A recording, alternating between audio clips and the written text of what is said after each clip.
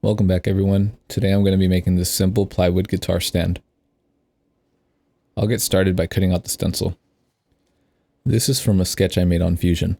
I put a link to the printable down below if you want to use it. I did design this for an electric guitar, so it might not work perfectly on an acoustic. I'm going to trace the stencil onto some 1/2-inch plywood. I roughly cut out the shape using a jigsaw. I think a bandsaw would be better for this since I see a lot of YouTubers using one, but I don't have one. If you're like me, use a jigsaw. But use the right blade so you don't get a lot of tear out like I did. Because of that, I'm cutting a bit further away than I should, and I'll have to route more later on. Carefully route the remaining material until you get to the traced line. Try to approach your lines as tangent as possible. I approach my cuts using a circular motion, even if I have to take some material off the previous line. This will keep your cuts as smooth as possible and reduce the amount of sanding you have to do later. For the straight line, I'm using a template bit with a bearing at the bottom, and I place the board with a straight edge underneath my workpiece. Take some extra time to make sure the edges are smooth. This is going to be the template for the other side. If you plan on making more of these in the future, make a third piece and hold on to this one as a template. If you're going to stain this and you have a plywood with a darker face on one side, trace your template on the opposite side to the one you started with, so that the stain is consistent on the outside faces. I'll repeat all the same steps as earlier for the second side.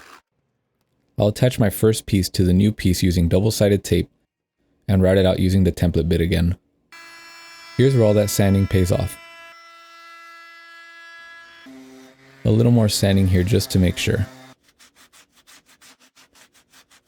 To remove the pieces from each other, use a twisting motion and slide them away from each other. Pulling straight up can rip the faces off the plywood. This time I'm sanding the faces and I'll sand to 180 grit for a smooth finish. Since I'm not a caveman, I'm going to add a round over to everything.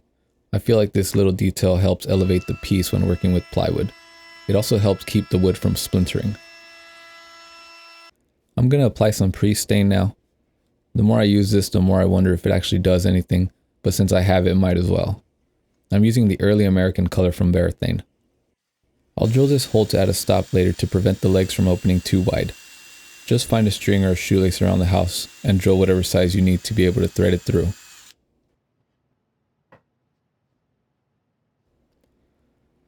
I found these hinges at Home Depot for like $5 and it came in a pack of 2. Against my better judgment, I also bought this aerosol polyurethane because it says it dries faster than the liquid stuff. I kinda don't know how to use it though, and after 4 coats with a light sanding in between, I didn't get the smooth shiny finish I was after. I'll stick to lacquer next time. After that has time to dry, I'll wet sand with 800 grit sandpaper using a very light touch. If you apply too much pressure here, you'll remove the finish. Remember that you're only trying to knock off the high spots and just sand until it feels smooth. The screws that came with these hinges are almost the same size as my plywood, so I used some washers to keep them from coming out the other side.